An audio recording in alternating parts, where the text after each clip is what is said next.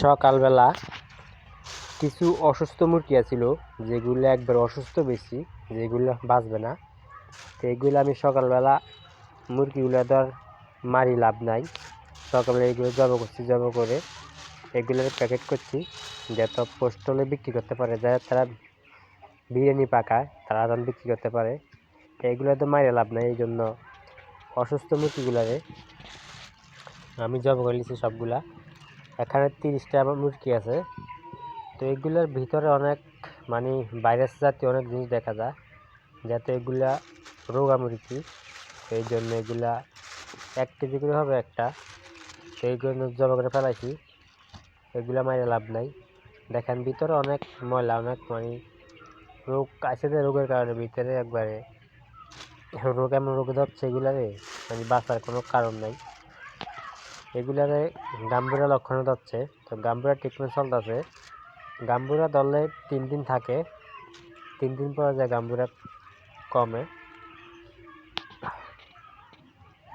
তো দেখেন ভিতরে বাইরের জাতীয় অনেক কিছু দেখা যায়, কলজের উপরে সাদা ফল্লা বান্ধি গেছে, অথবা গাম্বুরা লক্ষণ, রক্তর দাগ, এরকম অনেক কিছু দেখা যায় এগুলোর মধ্যে।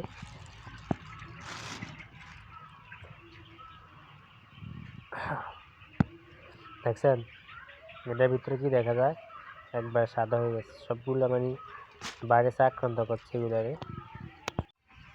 এখনও মুরগি সুস্থ হয় নাই, যত গাম্বুরের 3 দিন থাকে, এই জন্য এখনও সুস্থ হয় নাই। অনেক মুরগি আছে জিমাইতে আছে বসে বসে, খাবার খাইতেছে না, খাবার কম খাইতেছে। তো অসুস্থ হয়ে গেলে এই কাজগুলা করে, খাবার কম কম খায়, বসে বসে জিমায়। তো এইগুলারে আমি সবসময় আলাদা করে লাই। তারপরে এগুলা যদি না বাঁচে তাহলে জব করে ফেলাই, জব করি বিক্রি করে লাই, অল্প দামে বিক্রি করে ফেলাই। তো অনেকগুলো মুরগি জব করছি, আরও কিছু আছে বর্তমানে।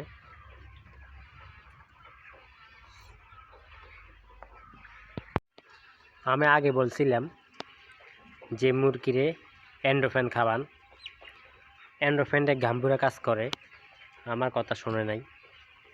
তো এখন এন্ডোফেন দিছে মুরগিকে, এন্ডোফেন খাদ্যের সাথে মিক্স করে দিছি। এখন মুরগি খাদ্যগুলো খাইতেছে, আশা করি কাল পরশুর মধ্যে মুরগি ঠিক হয়ে যাব। আর যে মুরগিগুলো অসুস্থ ছিল এগুলো আমি আলাদা নিয়ে নিয়েছি। আর এখন বর্তমান অসুস্থ বেশি নাই, অল্প একটা আছে, আগা থেকে একটু ভালো আছে মুরগিগুলা।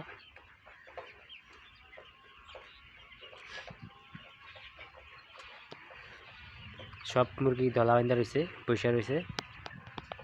অসুস্থ হয়ে গেলে মুরগি এমনি বসে থাকে দলা বান্ধি।